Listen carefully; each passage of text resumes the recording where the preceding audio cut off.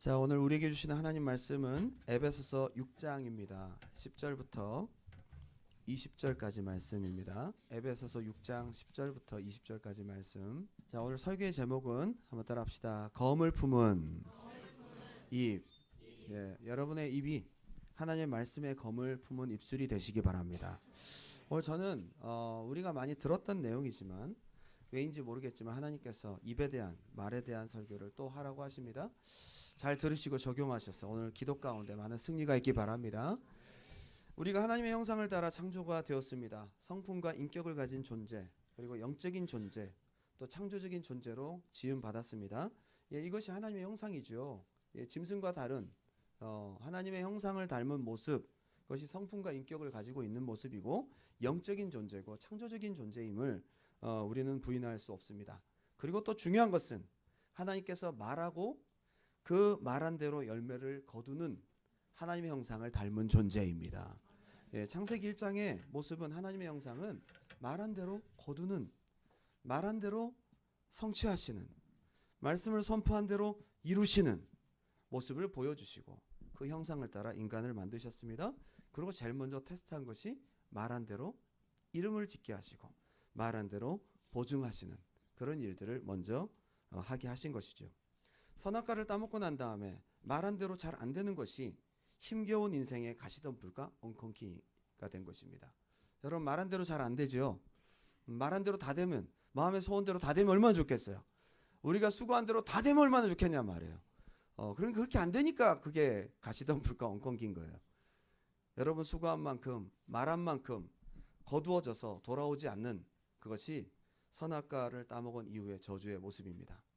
그런데 2000년 전 예수님께서 오셔서 나사로의 무덤 앞에서 충격적인 말씀하십니다. 뭐라고 말씀하시죠?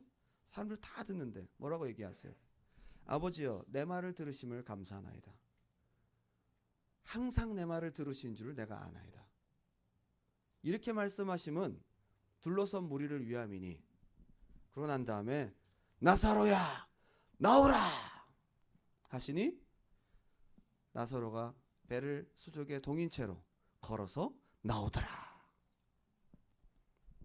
가시덤불과 엉겅퀴가 전혀 없는 선악과를 따먹기 전 창조적인 하나님의 형상 그대로를 보존하고 계신 예수님의 모습인 것이죠. 우리 안에 예수님 계십니다. 이거 회복해 가는 것이 중요합니다. 기도가 승리하고 기도가 성장하고 기도가 더욱 쌓여지고 기도가 훈련되어지면서 나타나는 중요한 특징 중에 하나가 뭐냐 하면 하나님께서 여러분 입술의 말을 보증하신다는 거예요. 그게 발전이 돼야지. 그죠? 사무엘상 3장 19절. 사무엘이 자라매. 자, 사무엘이 그 전에 부름 받았잖아요. 사무엘이 여호와의 궤 앞에서, 여호와 앞에서 자라나고 그가 늘 기도하면서 사무엘이 자라매, 이 안에는 몸도 자라지만 사무엘의 영적인 기도와 하나님과의 관계도 자랐음을 우리는 생각할 수 있습니다. 여호와께서 그와 함께 계셔서, 그 다음 특징이 뭐죠? 그의 말이 하나도 땅에 떨어지지 않게 하시니, 이 발전이에요. 여러분, 기도가 잘 되고 있고 기도가 성장하고 있고 하나님과의 관계가 깊어지고 있음으로 말미암아 여러분의 말이 점점 권위가 있어지고 여러분의 기도가 응답되어지고 여러분의 말 한마디 한마디 하는 것들을 하나님 보증하시는 역사가 나타나길 바랍니다. 20절에 단에서부터 브엘세바까지의 온 이스라엘이 사무엘은 여호와의 선지자로 세우심을 입은 줄을 알았더라. 여호와께서 실로에서 다시 나타나시되 여호와께서 실로에서 여호와의 말씀을 사무엘에게 말씀으로 사무엘에게 자기를 나타내시니라. 아멘. 오늘 한 가지 중요한 것, 나의 기도 생활이 발전하고 있음을 점검하는 중요한 기준이 뭐냐? 하나님께서 나의 입술에 보증하고 계시냐, 나의 입술이 점점 무게 있어지고 있느냐, 이런 거 좀 점검하셔야 됩니다. 이게 예수님 닮아가는 것이고 이게 바로 사무엘처럼 발전하는 신앙이고 이게 바로 잃어버린 아담의 권세를 찾아가는 과정인 것입니다. 점점 거룩해진다는 열매를 어디서 할 수 있어요? 여러분 입술의 말에 하나님 보증하신다는 것을 우리가 경험해 가는 것이죠.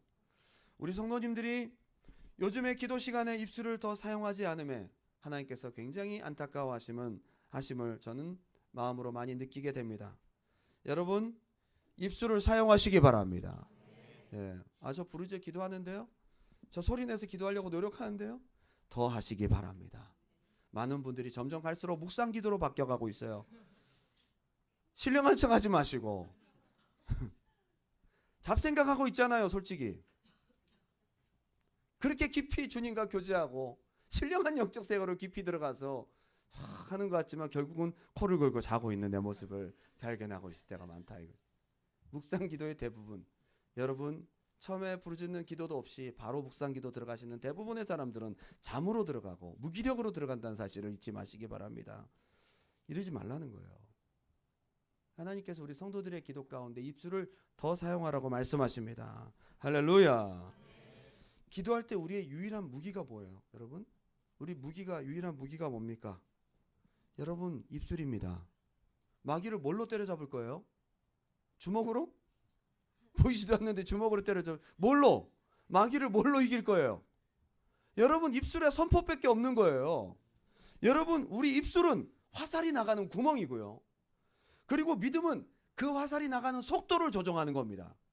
여러분 속에 믿음이 있으면 나가는 화살이 빨라서 마귀가 한 방에 그냥 해치워지는데, 여러분 믿음이 없이 입술로 선포를 하면 선포는 잘해서 화살은 나가는데 땅 앞에 뚝 떨어져. 아무런 능력이 없어요. 강력한 믿음으로 쏘아 올리는 화살이 돼야 되는데 나가는 구멍이 어디라고요?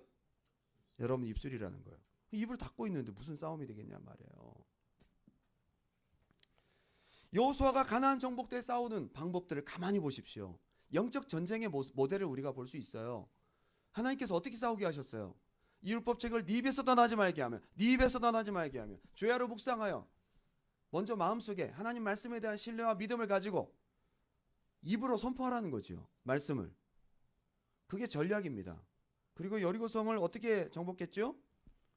7바퀴, 하루에 한 바퀴씩 돌고 마지막 날은 7바퀴 돌고 난 다음에 한 개 겨우가 아니죠, 그죠? 한 개 뭡니까? 선포하잖아요. 이 성을 우리에게 주셨느니라 선포하잖아요. 여리고성 입술로. 그래서 여러분, 우리 입술은 싸움의 전략, 가장 중요한 무기입니다. 기도원도 마찬가지죠. 32,000명 다 돌려보내고 몇 명만 남겨요? 300명. 300명 데리고 가서 그나마 신무기를 주신 것도 아니고 항아리에 횃불 밝히고 그걸 깨트려 가지고 나팔을 불었어요. 그러고 난 다음에 여호와와 기드온의 칼이여 선포했어요. 영적 전쟁의 모델입니다. 여러분, 우리 입술에 하나님의 말씀의 검을 품고 싸우게 되는 것입니다. 사무엘상 7장에 보게 되면 미스바 성회 때 사무엘이 쳐들어오는, 예배 가운데 쳐들어오는 블레셋을 유일하게 무찌른 방법은 딴 것이 아니었습니다. 부르짖는 기도였습니다. 어린 양을 잡고 부르짖어 기도하는 것뿐이었습니다. 그래서 이겼습니다. 역대상 20장 18절 한번 찾아볼게요. 역대상 20장 18절 여호사밧 전쟁의 모습입니다. 역대상 20장 18절.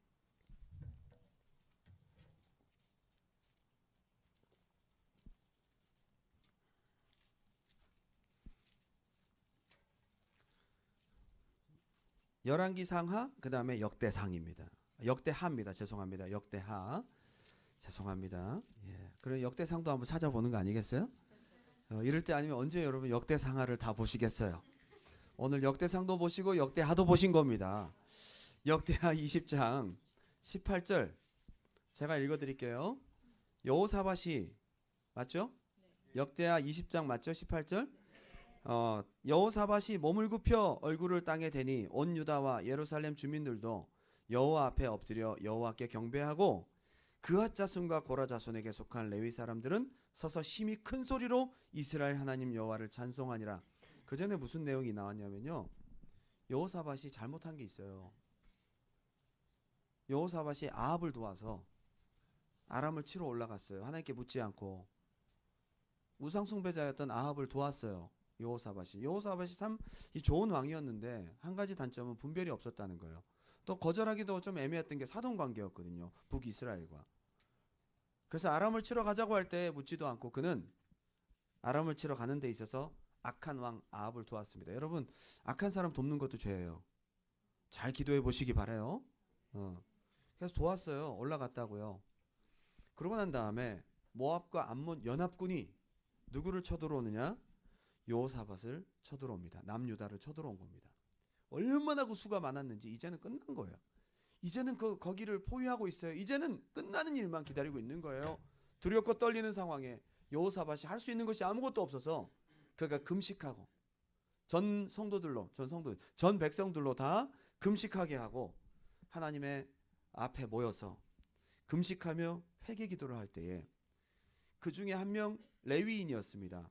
야하시엘이라는 사람에게 하나님의 말씀이 임합니다. 하나님께서 그 금식과 기도를 들으시고 야하시엘이라는 사람에게 말씀하시는 거예요. 이것은 여호와께 속한 전쟁이다. 하나님께서 싸우실 거다. 그러니까 여호사밧이 여기서 하나님께 경배하면서 응답을 받고 그 다음부터 했던 내용이 뭐냐면 백성들과 더불어 운원하면서 앞에 성가대를 세우고, 그죠? 그리고 대열 앞에 세운 다음에 전쟁에 나아갑니다. 자, 읽어드립니다. 20절. 이에 백성들이 아침에 일찍 일어나 드고와 들로 나가니라. 나갈 때 여호사밧이 서서 이르되 유다와 예루살렘 주민들아, 내 말을 들으라. 너희는 너희 하나님 여호와를 신뢰하라. 그리하면 견고히 서리라.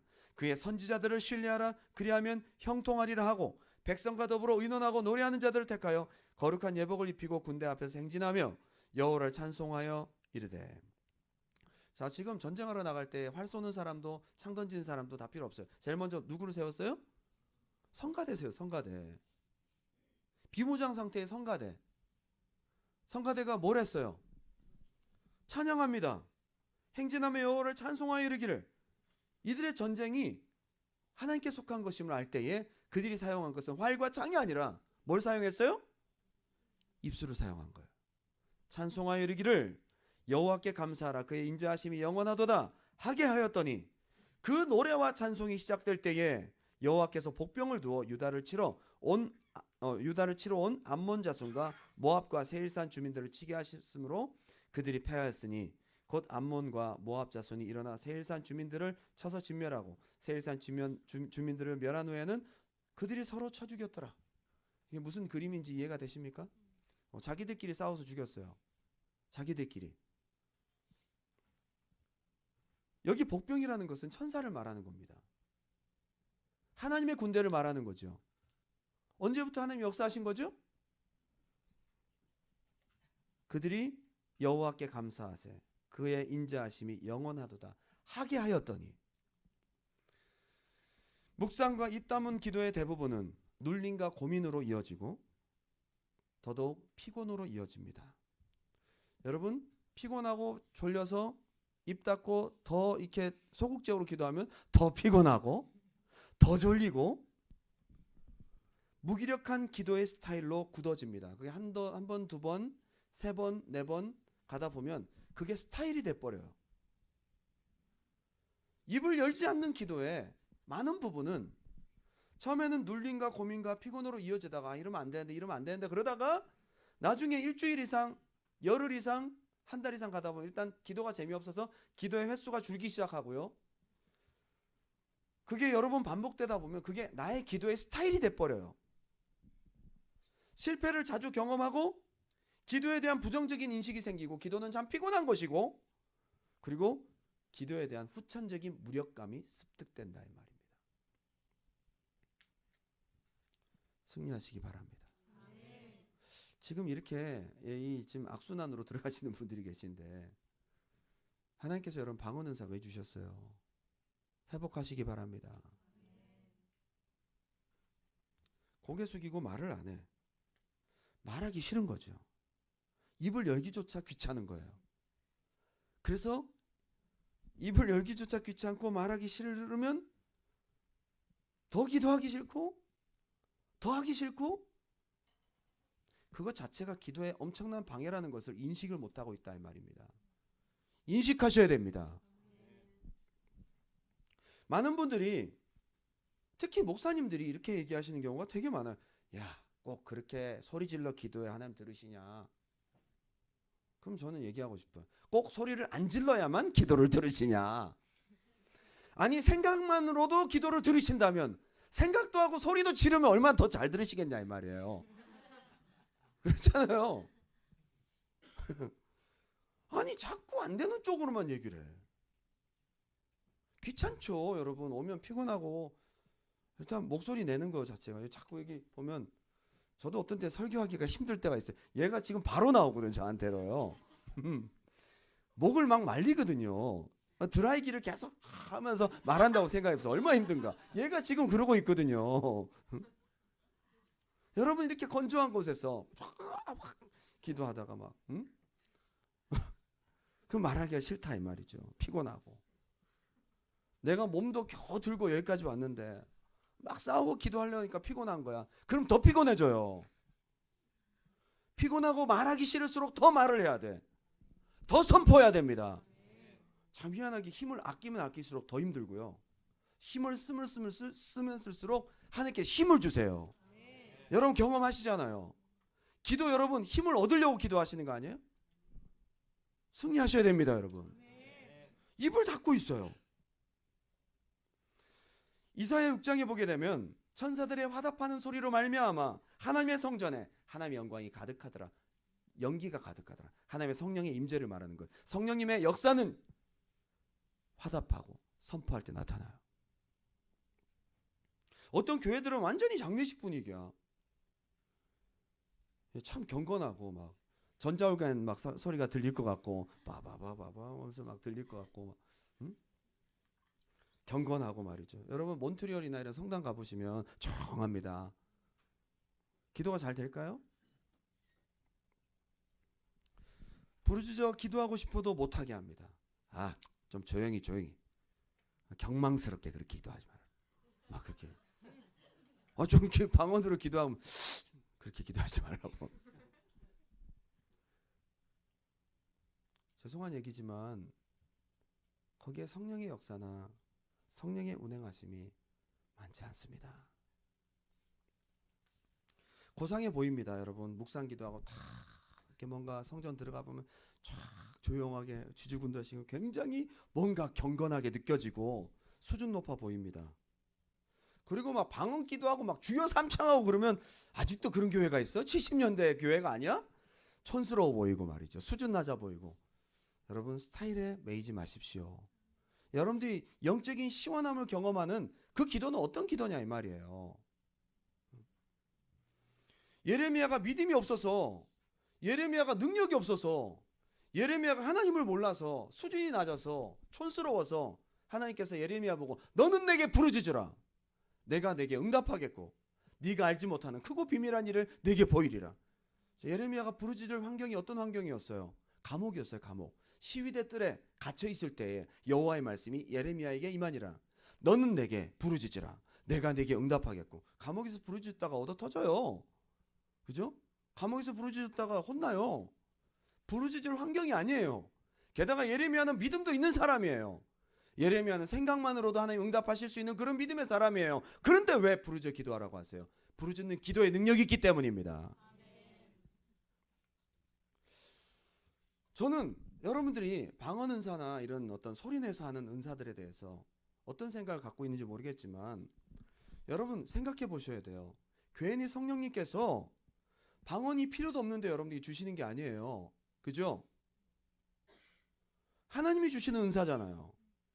필요 없는 은사를 왜 주십니까?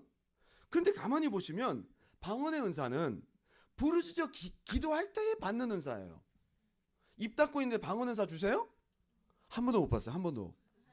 여러분 가만히 묵상 기도하는데 성령님이 나타나셔서 입 벌려라. 입을 크게 벌려.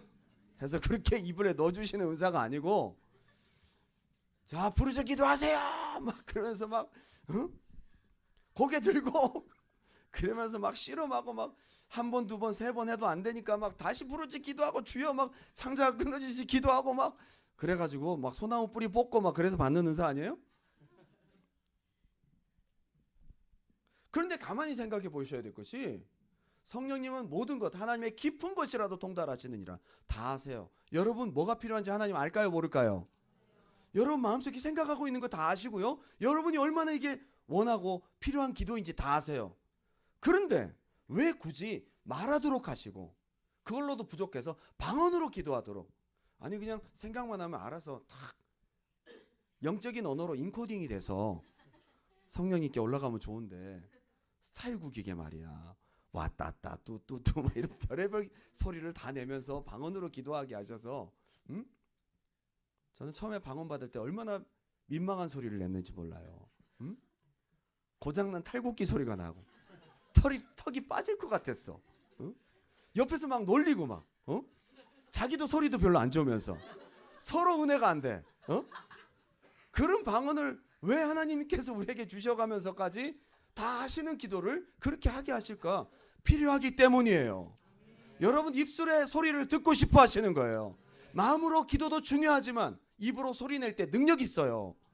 하나님의 성령의 역사는, 마가다락방의 역사는 소리내서 기도할 때 임했다는 사실을 잊지 마시기 바랍니다. 할렐루야. 마음의 생각의 기도와 말로 하는 기도가 확연히 다른 기능과 능력과 때가 있다는 것입니다. 처음에 제가 방언 은사를 받고 얼마나 세게 기도를 했는지 배에 알이 뱉더라고. 돌아오고 났더니 배가 막 아프고 그렇게 부르짖어 기도했어요. 목이 다 쉬었어요. 그리고 돌아왔는데 저랑 같은 날 같이 은혜를 받은 그 형님이 제 고시원 옆방에 있었어요. 그런데 버스를 타고 지하철을 타고 노량진역에 딱 내리니까 너무 좋은데 마음속에 의심이 싹 들어오는 거예요. 의심이 싹, 혹시 이게 방언이 아닐지도 몰라. 그냥 내 기분에 좀 취해서 아니야. 이 생각을 싹 넣어주는 거예요. 방언을 하기가 싫은 마음을 싹 주는 거예요. 제 생각인 줄 알았어요. 근데 빼앗는 마귀의 생각이에요. 말하지 못하게 하고 여러분 입술을 사용하지 못하게 생각을 넣어주는 것, 귀찮게 하고 피곤하게 만들고 말하기 싫도록 만드는 생각을 넣어주는 것, 부르짖을 때 부르짖지 못하도록 하는 것, 방언으로 기도하고 입을 열어야 될 때 못하도록 만드는 것, 악한 영의 역사라는 거 한 번쯤은 생각하셔야 됩니다. 근데 그걸로 끝나지 않고요. 얼마나 웃긴 일이 있었냐면 제가 제일 안쪽 방에 고시원에 있었고 바로 옆방에 최기현 형제님이 계셨습니다. 저랑 같이 은혜를 받은 문을 열어놓고 있었어요. 여름이니까. 그때 방학이라 뭐 학생들 다 내려가 2층에 저희밖에 없었다고요. 그래서 수련회 갔다 와서 얼마나 피곤해요, 그죠? 배에 알이 배도록 그렇게 열심히 기도를 했으니 피곤해서 우리 낮잠 한번 자고 이따가 저녁 먹으러 가자 해서 딱 낮잠을 자는데 저는 그냥 깊이 잠이 들었고요. 최기현 형제님은 고시원 거기서 이제 그 책상 밑에 머리를 탁 하고 잠을 자려고 하는데 잠이 오지 않아요. 뒤척거리고 있는데 갑자기 2층에 누군가 퉁퉁퉁퉁 올라오는, 왜 이렇게 방음이 잘 안 되잖아요 거기는. 예, 퉁퉁퉁퉁 올라오는 소리가 막 들리고 자기 그 복도 앞으로 툭툭툭 지나가 제 방으로 쏙 들어가더래요. 그러면서 저랑 얘기를 하더래요. 그 친구 이름이 황진섭이라는 법대 친구인데 그 친구가 목소리가 굉장히 좋거든요. 경상도 사투리 쓰는데 야 어디 갔다 왔노? 먹으면서 막 얘기를 막 하더래요. 막 그 얘기를 다 듣는데 그 친구랑 저랑 하는 이야기가 무슨 얘기냐면 안 자고 있었대요. 그냥 듣고 있었대요. 야, 너 뭐 이번에 가서 뭐 좋은 일 있었냐 그랬더니 이번에 방언 은사도 받고 은혜도 받고 너무 좋았다고 막 제가 간증을 하니까 야 그거 가짜야. 하지마 그거. 응? 그거 아니야 그거. 아니야 하지마. 막 계속 설득을 아니라고 막 또 하는데 그래서 이제 이 형님이 너무 화가 나가지고 일어나서 제 방을 딱 봤는데 저는 자고 있고 황진섭이는 없더라는 거예요. 저를 깨우더라고요. 저를 깨우더니 나보고 기도 똑바로 하라고 혼내더라고요.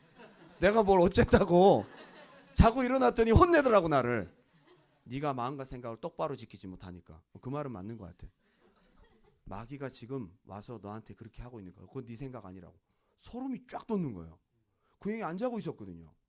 제가 그래서 느끼는 게 뭐냐면 하나님 우리에게 주신 은사와 내게 주신 은혜들을 아니라고 부정하게 만들고 내게 주신 약속들을 그거 아니라고 부정하게 만들고 의심을 심어주고 하지 못하게 만들고 이게 마귀 역사라는 거예요. 그 다음부터 하기 싫은 마음이 들면 더해.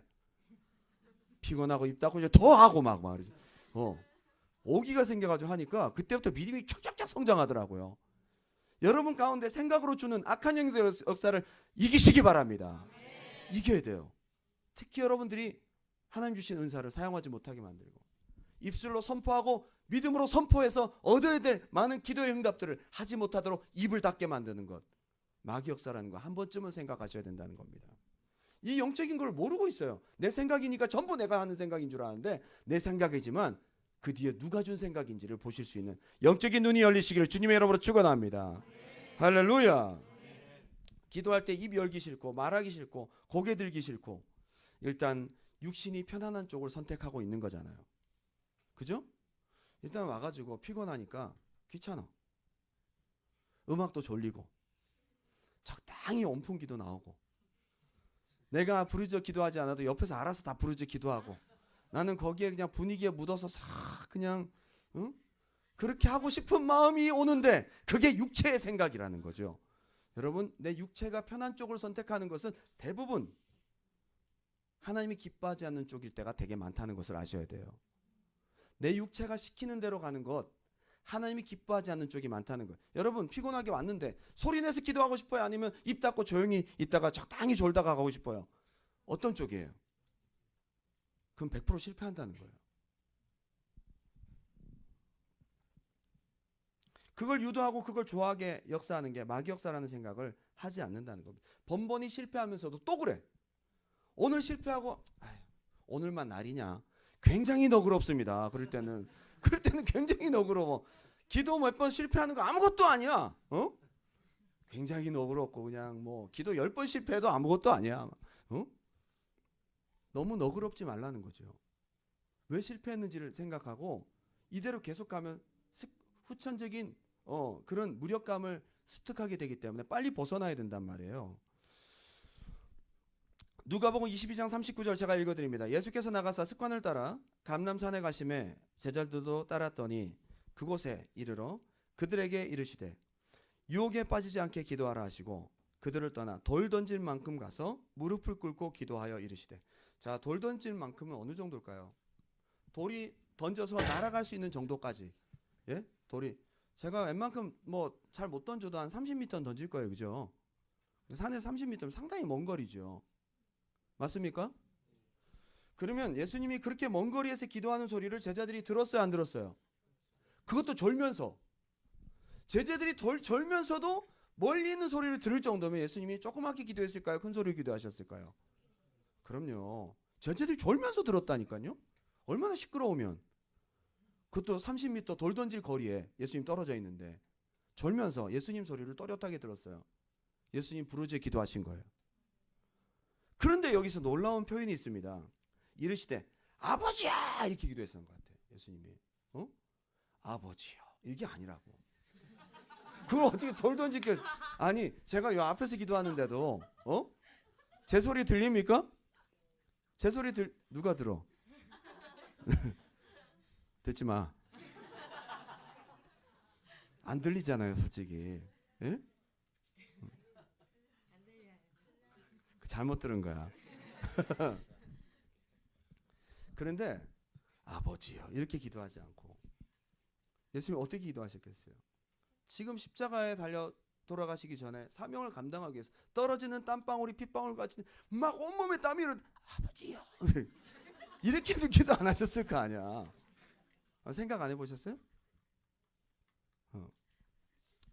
예수님 그렇게 기도하셨다. 근데 43절에 천사가 하늘로부터 예수께 나타나 힘을 더하더라. 정말 예수님은 피곤하고 힘든 상태고 마음으로도 너무 고통스러운 상태였는데 그럴수록 어떻게 기도하셨어요? 부르짖어 기도하셨어요. 그 기도에 하나님이 역사하시고 천사들이 돕는 역사가 나타나요. 예수님 기도하는 모습 우리한테 괜히 왜 보여줘요? 이거 우리가 힘들고 어려울 때 이렇게 기도하라는 거예요. 할렐루야. 하나님의 권능과 도움이 임하고 오히려 채우는 기도는 힘을 아끼고 묵상하는 기도가 아니라 부르짖는 기도라는 것을 분명히 아시기 바랍니다. 오늘 본문 봅니다. 에베소서 6장입니다. 14절부터 읽어드립니다.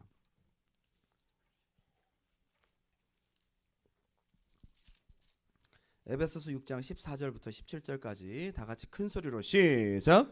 그런즉 서서 진리로 너희 허리띠를 띠고 의의 호신경을 붙이고 평안의 복음이 준비한 것으로 신을 신고 모든 것 위에 믿음의 방패를 가지고 이로써 능히 악한 자의 모든 불화살을 소멸하고 구원의 투구와 성령의 검 곧 하나님의 말씀을 가지라. 여기서 전부 다 방어 기제잖아요. 다 방어죠. 구원의 투구 뭐예요? 이걸로 헤딩하면 되나? 구원의 투구는 내 머리를 보호하는 거예요. 가슴의 흉배는 뭡니까? 역시 보호하는 거죠. 방패도 보호하는 거죠. 신발도 보호하는 거죠. 다 보호하는 거예요. 유일한 무기는 뭡니까? 말씀이에요. 유일한 무기가 말씀이라는 걸 잊지 마시기 바랍니다. 유일한 무기가 말씀이라는 겁니다. 그런데 18절에 가만히 보면 이 하나님 말씀을 어떻게 사용하는지가 그 다음 이어서 나와요. 우리가 이걸 풀진 않았는데 한번 봅시다. 모든 기도와 간구를 하되 항상 성령 안에서 기도하고 이를 위하여 깨어 구하기를 항상 힘쓰며 여러 성도들을 위하여 구하라. 하나님의 말씀을 붙잡고 기도하는, 선포하는 거죠. 19절에 또 나를 위하여 구할 것은 내게 말씀을 주사 나로 입을 열어 복음의 비밀을 담대히, 하나님 말씀을 전하는 거죠. 담대히 할 것이니 이 일을 위하여 내가 쇠사슬의 매인 사신이 된 것은 나로 이 일에 당연히 할 말을 담대히 하게 하려 함이라. 하나님 말씀, 그것은 기도와 말씀으로 적용하는데 하나님 말씀의 무기는 여러분 입에 장착하는 겁니다. 여러분 보통 말씀의 검은 손에 들잖아요. 검은 손에 들죠. 예, 우리가 손에 들어야 싸울 수 있잖아요. 근데 하나님의 말씀의 검은 손에 드는 게 아니라 여러분 입에 드는 거예요. 여러분 입으로 말씀을 사용하는 것입니다. 하나님의 말씀의 검, 유일한 무기는, 공격 무기는 여러분 입술을 사용함으로 하나님 말씀의 무기를 사용한다는 거예요. 근데 입을 닫고 있으면 하나도 무기를 안 쓰고 있다는 거예요. 전부 안 얻어 터지기 위해서. 안 맞아 죽으면 다행이야.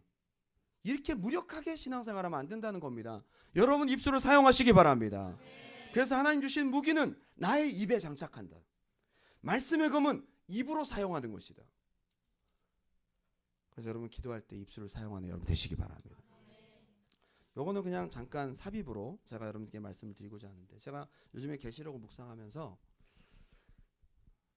역시 거기에 굉장히 중요한 입에 대한 이야기들이 참 많이 나옵니다. 계시록 1장 14절에 예수님에 대한 이야기거든요. 아담의 건설을 온전히 회복하셔서 말한 대로 이루시는 말씀의 검을 사용하신 예수님의 영적인 모습이 이렇게 드러납니다. 계시록 1장 14절에 그의 머리와 털의 희기가 흰 양털 같고 눈 같으며 그의 눈은 불꽃 같고 그의 발은 풀무에 단련한 빛난 주석 같고 그의 음성은 많은 물소리 같으며 그의 오른손에 7 별이 있고 그의 입에서 좌우에 날선 검이 나오고 그 얼굴은 해가 힘있게 비치는 것 같더라. 그 입에서 뭐가 나온다고요?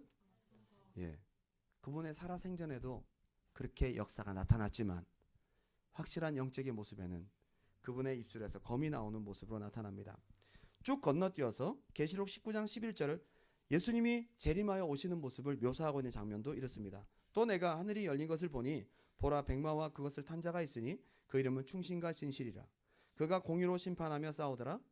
그 눈은 불꽃 같고 그 머리에는 많은 관들이 있고 그 또 이름 쓴 것 하나가 있으니 자기밖에 아는 자가 없고 또 그가 피 뿌린 옷을 입었는데 그 이름은 하나님의 말씀이라 칭하더라. 하늘에 있는 군대들이 희고 깨끗한 세마포 옷을 입고 백마를 타고 그를 따르더라. 그의 입에서 예리한 검이 나오니 그것으로 만국을 치겠고 친히 그들을 철장으로 다스리며 또 친히 하나님 곧 전능하신 이의 맹렬한 진노의 포도주틀을 밟겠고 그 옷과 그 다리에 이름을 쓴 것이 있으니 만왕의 왕이요 만주의 주라 하시더라. 철장 권세로 이 땅을 칠 때도 예수님께 사용하시는 것은 입의 검으로 역사하신다는 거예요. 계시록 14장 1절을 보니까 14만 4천 명에 대한 묘사가 나옵니다. 근데 뭐가 나오냐면 4절 5절에 자격이 나옵니다. 14만 4천 명의 자격이 딱 이렇게 나옵니다. 이 사람들은 여자와 더불어 더럽히지 아니하고 순결한 자라 어린 양이 어디로 인도하든지 따라가는 자며 사람 가운데 속량을 받아 처음 익은 열매로 하나님과 어린 양에게 속한 자들이니 그 입에 거짓말이 없고 흠이 없는 자들이더라. 시편 15장 1절에 보게 되면 여호와여 주의 장막에 머무를 자 누구 오며 주의 성산에 사는 자가 누구 오니까, 하나님 나라에 가는 자가 누구냐는 거죠.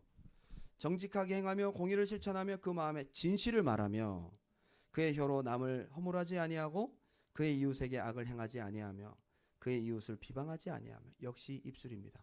여러분 신앙의 고백이 한번 있었다면 끝까지 변하지 않는 여러분 되시기 바랍니다. 예수님을 우리가 구주로 영접했다면 온갖 핍박과 어려움이 와도 표를 받게 해도, 그죠? 절대로 배교하지 않고 우리가 한번 한 신앙 고백을 끝까지 지켜야 된다는 거죠. 그리고 여러분 입술의 열매가 거짓이 없어야 될 줄 믿습니다. 잠언 18장 20절에 사람은 입에서 나오는 열매로 말미암아 배부르게 되나니 곧 그의 입술에서 나는 것으로 말미암아 만족하게 되느니라. 죽고 사는 것이 혀의 힘에 달렸나니 혀를 쓰기 좋아하는 자는 혀의 열매를 먹으리라. 여러분들이 믿음으로 말하는 것들을 얻게 될 것입니다. 믿음으로 선포하고 기도하는 것들을 응답으로 받게 될 것입니다. 여러분 혀를 쓰셔야 돼요. 말을 쓰셔야 된다는 거죠. 한국에 유명한 비운의 복서가 있었습니다. 자, 초등학교 때 유명한 사람이었는데 김득구라고. 여러분 20전 17승 2패 1무 동양 챔피언을 넘어서 세계 챔피언으로 도전하러 라스베가스에 미국의 유명한 복서인 맨신이란 남자, 잘생겼어요. 멋있어. 정말 잘해요 이 사람도.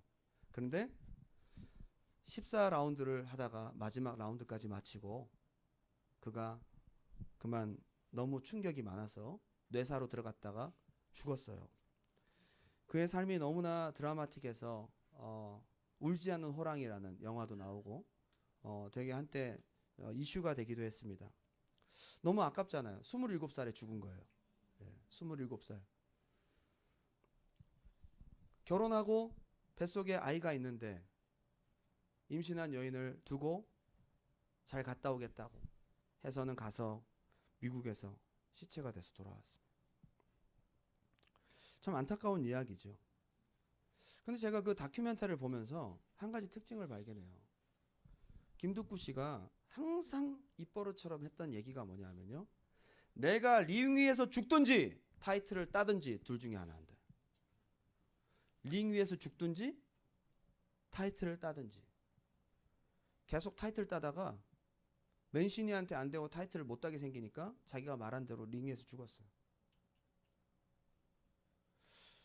여러분 우리가 말하는 것들을 참 하나님께서 여러분 우리 입술을 보증하여 주시는데 믿지 않는 자들도 말한 대로 그의 삶이 흘러가고 있다면 하나님 말씀을 가지고 믿음으로 말하는 여러분의 기도를 하나님 얼마나 들으실까요? 생각하시기 바랍니다.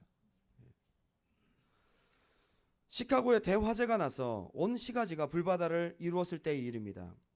각 신문사의 기자들이 화재 현장에 도착해 보니까 건물들이 모두 탔어요. 엄청난 화재였습니다.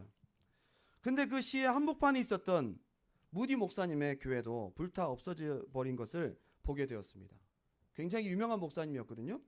그래서 기자들이 잠옷바람에 피신해 있는 목사님을 향해서 가서 이렇게 물어봐요. 목사님, 항상 살아계신 하나님은 전지전능하셔서 뭐든지 원하기만 하면 이루어 주신다고 설교하셨지요. 그런데 왜 하나님께서는 자신의 거룩한 성전인 교회가 불타 없어지는 것을 가만히 두실까요? 라고 인터뷰를 했어요. 참 못돼 먹었다 그렇죠? 근데 무디 목사님이 그 얘기를 듣고 이렇게 얘기를 했다고 합니다. 나는 벌써부터 하나님께 큰 교회를 달라는 기도를 해왔습니다. 그 기도의 응답으로 지금 교회가 불탄 겁니다. 우리가 더 큰 교회를 짓기 위해서 이 교회를 헐고 다시 세워야 되는데 하나님께서 허는 비용을 들지 않도록 이미 태우셨습니다. 정말 믿음 있다 그죠? 이 말에 기자들이 어이가 없죠. 뭐 저런 사람이 다 있나. 어이가 없는 거죠. 왜냐하면 무디 목사님이 화재를 당해서 잠옷바람으로 겨우 목숨만 건진 상태고 그러니까 기자들이 다시 물어봅니다. 그럼 그 큰 교회는 언제 주실까요? 큰 교회를 세울 돈은 가지고 있습니까? 라고 물어봐요. 그랬더니 무디 목사님이 옆구리에 성경책은 챙겨왔어. 성경책을 챙겨와서 이 얘기를 하더래요. 나는 수표와 돈을 가지고 나오지 못했습니다. 그러나 아무리 써도 바닥이 나지 않는 하나님의 금고인 성경책을 가지고 나왔습니다. 그러므로 여러분은 얼마 안 가서 불에 탄 교회보다 더 좋은 교회를 보게 될 것입니다. 그렇게 하고 난 다음에 정말 입술의 선포가 중요한 거예요. 여러분 힘들고 어려울 때 입술의 선포가 중요한 것입니다. 오늘 여러분 하나님 앞에 기도할 때 이렇게 기도하시기 바랍니다. 그러고 난 다음에 화재 이후에 영국으로 건너가 영국을 뒤흔드는 부흥운동을 일으킵니다. 그때 SVM 운동이라고 그 캠브리지 학생들이나 뭐 이런 학생들이 막 헌신하고 그 학생들 중에 많은 사람들이 선교사로 나가는 그런 일에 귀하게 쓰임 받았어요. 그러고 난 다음에 영국에서는 교회 건축을 위해서 많은 헌금을 했어요. 그리고 이렇게 해서 무디 목사님은 영국 국민들이 바친 헌금으로 화재가 난 그 자리에 옛날 교회와는 비교도 안 되는 멋진 교회를 세웠다고 합니다. 말한 대로 선포한 대로. 저는 오늘 여러분 이제 이 말씀을 조금 마무리로 지어가면서 그럼 여러분들이 무엇을 말해야 될 것인가가 참 중요한데요. 그냥 긍정적인 생각을 말하느냐? 아닙니다. 성령의 감동과 하나님이 주신 소원, 주님으로부터 듣는 것을 말하라는 것입니다. 할렐루야. 마귀가 주는 생각을 물리치시고 주님으로부터 듣는 것을 분별하여 말하는 것이 중요하다는 겁니다. 저는 이걸 설교라고 생각이 합니다. 하나님이 주시는 것을 말하는 것. 뭐 저도 하려면 할 게 참 많습니다. 그동안 저 2000년부터 대학교 간사를 하면서 캠퍼스 기도 모임 인도하면서 그때부터 했던 설교와 쭉 보면 한 10,000편 정도 되는 것 같더라고요. 모은 것만, 제가 했던 것만. 근데 다 만들어져 있는 거 재탕하면 쉽지만 그게 아닙니다. 오늘 이 시간 하나님이 하고 싶은 말을 해야 그 말에 책임을 지세요. 말을 선포하는 게 설교가 아닙니다. 말씀을 선포하는 게 설교입니다. 보증도 없는 자기 생각을 늘어놔봐야 아무 역사도 아무 책임도 없습니다. 하나님이 책임질 말을 해야 됩니다. 받아서 말하고 듣는 것이 안 되면 설교가 아닙니다. 여러분들도 오늘 기도가 하나님께서 나에게 주시는 감동과 주님 나에게 주시는 응답과 주님 나에게 주시는 말씀을 말할 때에, 기도할 때 성령님이 책임지십니다. 하나님이 역사하십니다. 그래서 설교 후의 기도가 되게 중요해요. 여러분에게 주신 하나님 말씀을 붙잡고 기도하는 게 중요한 거예요. 그것을 입술로 선포하는 것이 중요하다는 것입니다. 모세가 열재앙을 경험할 때에 들은 대로 가서 말했습니다. 하나님께 들은 대로 이게 될까 했지만 가서 말한 대로 첫 번째 재앙부터 10번째 재앙까지 하나도 빠짐없이 다 이루어졌습니다. 들은 대로 말하고 실천하니까 애굽이 난리가 났습니다. 여러분이 들은 대로 선포하고 기도할 때에 여러분의 삶에 변화가 있을 것입니다. 마귀 역사가 떠나간다는 겁니다. 이게 말씀의 검인 거예요. 이게 말씀이. 그걸 입으로 말하는 것이 바로 공격인 거예요. 이 말씀을 입에 달고 싸우는 거예요. 이게 기도와 기도 시의 선포로 이어진다면 반드시 승리할 줄 믿습니다. 그래서 베드로전서 4장 11절에 누가 말하려거든 하나님의 말씀을 하는 것 같이 하고 누가 봉사하려면 하나님의 공급하신 힘으로 하는 것 같이 하라. 이는 범사에 예수 그리스도로 말미암아 하나님의 영광을 받으시게 하려 함이니 그에게 영광과 권능이 세세에 무궁하도록 있느니라. 아멘. 결론을 맺으면서 마가복음 한번 찾아봅니다. 자, 우리 마지막으로 마가복음 11장 1절부터 한번 찾아보겠습니다.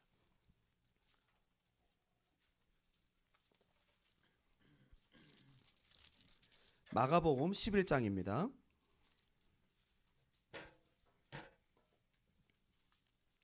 1절부터 읽겠습니다. 마가복음 11장 1절부터. 그들이 예루살렘에 가까이 와서 갈람산 벳바게와 베다니에 이르렀을 때에 예수께서 제자 둘을 보내시며 이르시되 너희는 맞은편 마을로 가라. 그리로 들어가면 곧 아직 아무도 타보지 않은 나귀 새끼가 매여 있는 것을 보리니 풀어 끌고 오라. 만일 누가 너희에게 왜 이렇게 하느냐 묻거든 주가 쓰시겠다 하라. 그러면 즉시 이리로 보내리라 하시니 제자들이 가서 본즉 나귀 새끼가 문 앞 거리에 매여 있는지라. 그것을 푸니 거기 서 있는 사람 중 어떤 이들이 이르되 나귀 새끼를 풀어 무엇하려느냐 하매 제자들이 예수께서 이르신 대로 말하매 이에 허락하는지라. 제가 여기서 굉장히 중요한 인사이트를 얻어요. 요 뒤에 보게 되면요, 무화과 나무를 저주하신 사건이 나타나고, 그리고 이 산더러 저 바다에 던져지라 하면 그대로 될 거다 얘기하는 입술에 대한 얘기를 하시는데, 그 전에 제자들에게 뭘 연습시켜요? 말한 대로 말하도록 하는 걸 연습시키는 거예요. 그런데 지금 여기만 있는 게 아니에요. 마태복음 10장에도 마찬가지입니다. 시킨 대로 말하고 시킨 대로 행했더니 엄청난 역사가 나타나는 거예요. 누가복음 10장에도 70인 제자를 보내면서 말한 대로 시키고 말한 대로 시킨 대로 행하게 했더니 돌아와서 난리가 났어요. 그리고 사탄이 떨어지는 걸 예수님도 봤다고 얘기를 하죠. 제자 훈련은 다른 게 아닙니다. 시킨 대로 행하고 말한 대로 그대로 말하게 하는 것이 제자 훈련의 중요한 과정 중에 하나입니다. 예수님께서 이 산더러 저 바다에 던져지라 말하고 의심하지 않으면 그대로 된다고 말씀하시더니 제일 먼저 11장에 하신 말씀이 뭐냐면 가서 나귀 새끼를 풀어와라. 왜 푸냐고 얘기하거든. 주가 쓰시겠다고. 내가 너한테 시킨 대로 그대로 말해라. 그랬더니 허락하는지라. 이걸 연습시킨 다음에 예수님께서 뽕나무 저주하신 것, 그 다음에 이 산더러 저 바다에 던져지라도 그대로 될 것이다 라는 것을 말씀하셨습니다. 그렇다면 이 산더러 저 바다에 던져지라는 말은 그냥 내 생각에서 나오는 말일까요? 아니면 하나님이 내게 감동하시고 내게 주신 약속의 말씀을 말하는 것일까요? 그걸 여러분 생각하셔야 됩니다. 할렐루야. 이게 중요해요. 저는 그것을 2000년, 2001년, 2002년 3년 동안 3년 연속으로 제가 중국 선교를 가면서 아침마다 큐티하고 그 큐티의 말씀을 정말 듣든 안 듣든 했어요. 하나님께서 놀랍게 보증하셨어요. 심지어 마태복음 10장에 너희가 집에 가거든 그 집에 들어가기 전에 평안하기를 빌라. 시킨 대로 저희가 집 앞에서 평안하기를 빌었어요. 그걸 안 하고 들어갔더니 얼마나 방해가 심한지. 복음을 전하는데 마지막 결신 전에 갑자기 전화 와서 뛰쳐나가고요. 마지막 결신 전에 위에서 라디오가 팍 떨어지고요. 결신 전에 애가 막 거품을 불고 쓰러지고요. 그래서 못했을 때가 되게 많아요. 그래서 다음날 큐티 말씀에 평안하기를 빌라. 그래서 저희가 집 가는 곳마다 평안하기를 빌고 평안하지 못하게 하고 또 복음을 방해한 악한 영들의 역사를 입술로 묻고 선포하고 들어가서 복음을 전했더니 한 건도 그런 역사가 나타나지 않는, 시키는 대로 주시는 대로 감동하시는 대로 선포할 때에 놀라운 하나님의 책임지심이 있습니다. 할렐루야. 예, 그 말하는 것이 이룰 줄 믿고 의심하지 아니하면 그대로 되리라. 아멘. 여러분 오늘 선포하는 여러분 되시기 바랍니다. 자, 이제 제가 이따가 기도하면서 입술을 닫고 깊이 생각을 하는 것 같은 분들은 제가 기도해 드리겠습니다. 자신이 없는 분들은 앞으로 나와서 기도하세요. 제일 힘든 데가 저 구석. 저 구석은 아무도 안 보는 것 같아서 저기 벽에 딱 기대면 굉장히 편한 자리거든요. 구석 자리. 저 방송실 앞에 딱 등을 기댈 수 있는 자리. 거기에 등을 대는 순간 만사 귀찮아지면서 말하기가 싫어지고 그때부터 졸음이 찾아올 텐데 이겨야 됩니다. 할렐루야. 적어도 여러분 오늘 1시간 동안 입술로 선포하고 끊임없이 선포하고 물리치고 하나님 주신 말씀의 감동들을 선포하고 기도하는 여러분 되시길 바랍니다.